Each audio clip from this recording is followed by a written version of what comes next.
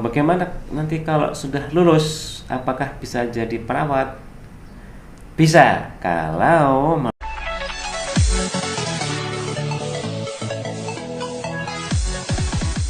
Oke, kita lanjut ke peluang bagi lulusan SMK setelah lulus mau kemana.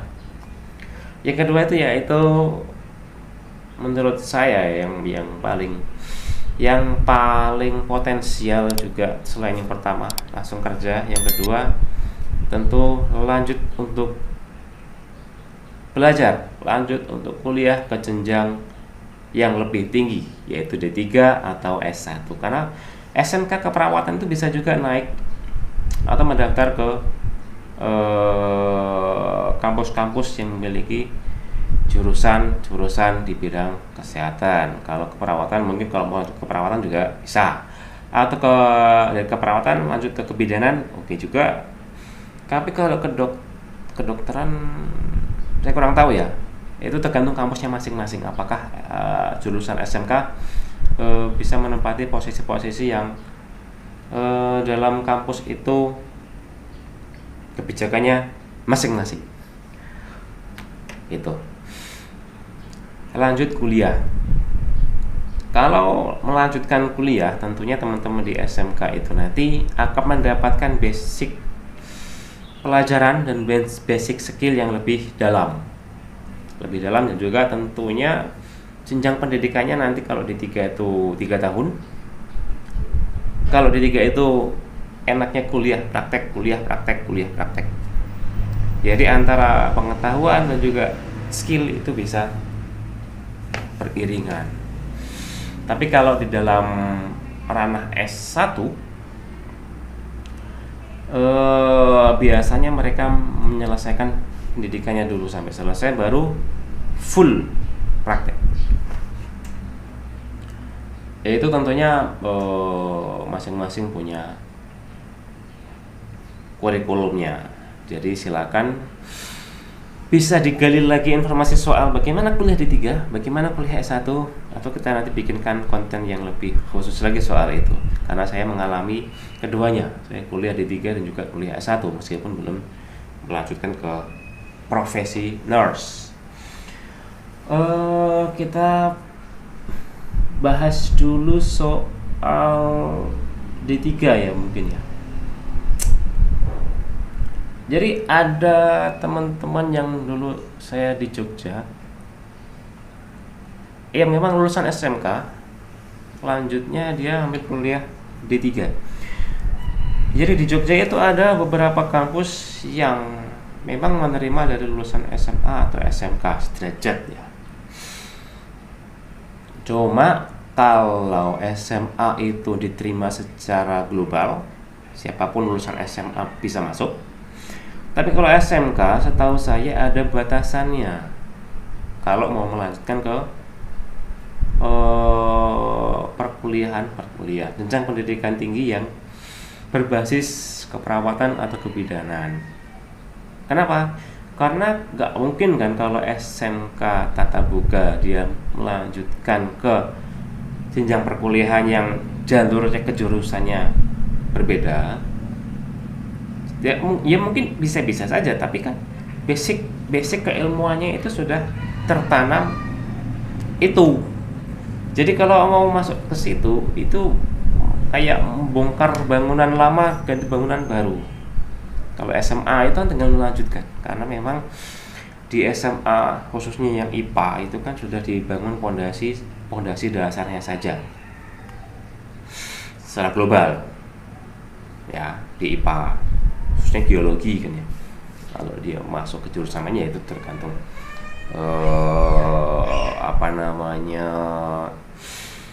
pelajaran yang dia dalami. Itu. Maka setahu saya kalau lulusan SMK melanjutkan ke jenjang pendidikan tinggi D3 atau S1 keperawatan, kebidanan. Kalau kebidanan ada yang D3. Kalau S1 itu butuh D3 dulu baru naik ke S1 atau D4 ya. Perawat pun juga bisa D3, D4 atau milih S1. Banyak lah variannya. Kita bahas yang D3 dulu. Yogi mau. Biasanya ada batasan dari kampus. Siapa dari lulusan SMK yang bisa melanjutkan ke kampusnya D3 keperawatan atau D3 kebidanan, yaitu lulusan SMK keperawatan. Jadi masih satu jalur. Ya, kalau SMK teknik mesin kok daftar ke kampus D3 keperawatan, D3 kebidanan, kayaknya bakal ditolak. Kayaknya loh, tapi tergantung kampus masing-masing. Tapi menurut saya kemungkinan besar akan ditolak, karena kalau SMA itu diterima secara global, siapapun lulusan SMK bisa masuk ke D3 atau S1 bahkan keperawatan. Tapi kalau dari SMK itu ada batasan, yaitu mereka yang SMK-nya mengambil jurusan keperawatan gitu. Terus yang dipelajari apa kalau di D3 keperawatan? Atau kita bahas di video lebih khusus ya, tapi ya sampaikan secara global. D3 keperawatan itu kalau di kampus yang dipelajari itu banyak, karena di situ akan dituntut menguasai dasar-dasar keperawatan. Ada banyak. Detailnya seperti apa ya kita bahas di lain waktu. Di sana ada kalau keilmuan jelas kita akan mempelajari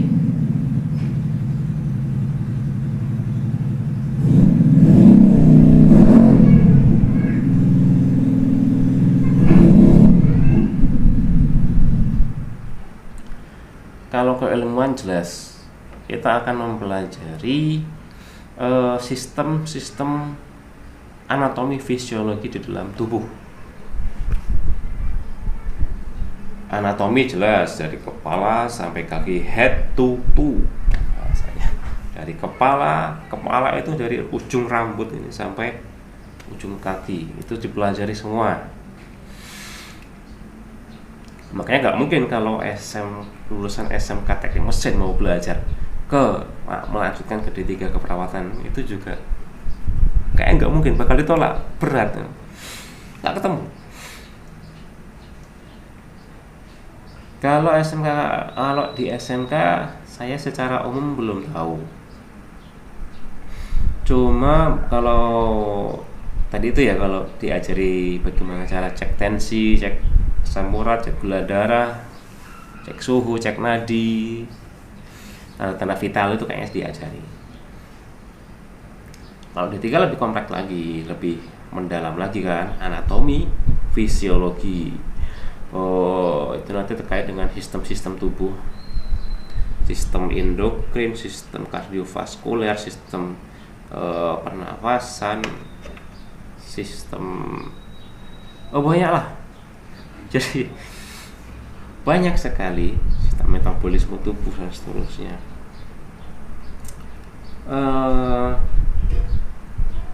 Itu nanti akan dipelajari sampai lulus,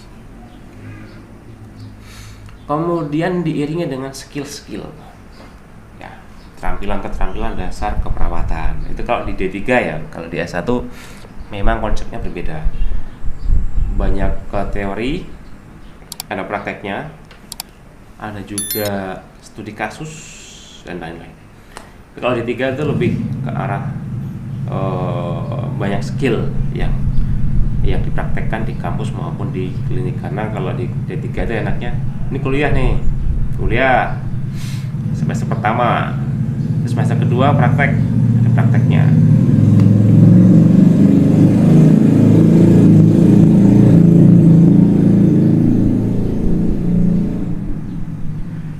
Kemudian di jenjang D3 itu, teman-teman kalau sampai menyelesaikannya, lulus, itu sudah bisa disebut sebagai perawat profesional.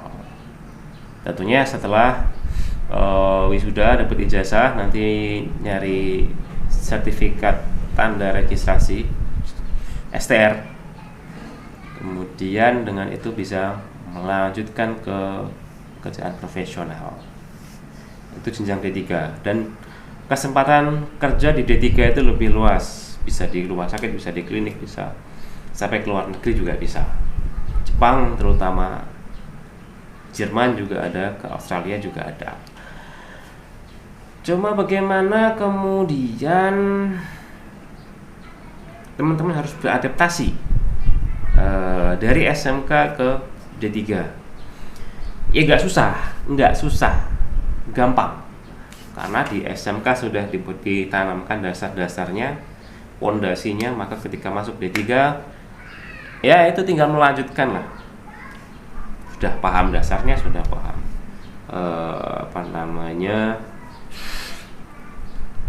skill dasarnya juga sudah paham. Jadi kalau lulusan SMK keperawatan masuk ke D3 keperawatan tentunya lebih mudah menguasai skillnya daripada dari teman-teman SMA.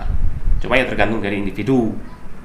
Kalau individunya rajin, ya ketika SMK juga nanti masuk D3 semakin rajin lagi, tetap pasti bisa lebih mudah menguasai. Tapi kalau males-malesan ya jangan harap. Lanjut kuliah itu enak tapi biayanya kan lebih mahal ya. Itu kegemaran D3.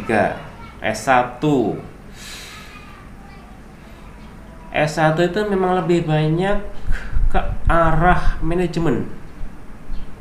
Itu yang saya rasakan. Karena setahu saya kalau S1, lulusan S1 kalau di dunia kerja, S1 itu lebih banyak diandalkan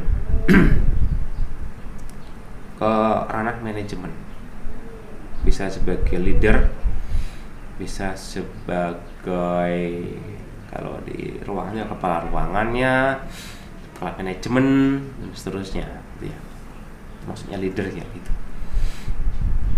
Karena kalau saya dulu kuliah S1 itu ya teori, ada diskusi tim. Itu nanti bergilir timnya, harus menentukan diagnosisnya apa, diagnosis keperawatannya apa. Di situ diskusi itu membahas sebuah kasus, menentukan kasusnya apa,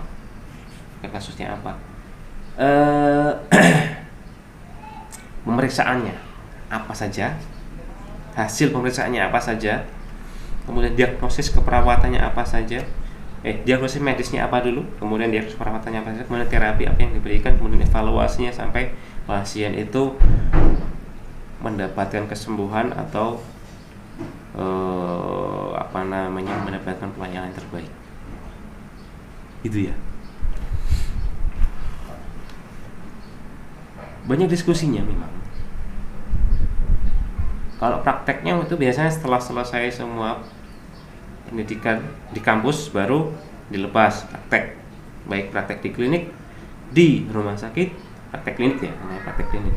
Di rumah sakit ada rumah sakit umum, rumah sakit jiwa, kemudian di puskesmas, juga di masyarakat, kayak gitu. Jenjang pendidikan kalau di 3 tahun, kalau S1 itu 4 tahun. 4 tahun itu teori ya, teori, diskusi dan seterusnya. Nanti untuk profesinya itu khusus, namanya nurse itu nanti ditempuh dalam kurun waktu 1 tahun atau lebih atau kurang, itu tergantung dari kebijakan kampusnya masing-masing.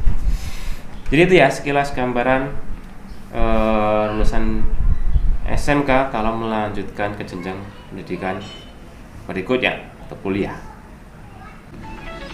Teman-teman yang punya basic skill kesehatan, kalau mau membuka bisnis pribadi yang berkaitan dengan hal-hal yang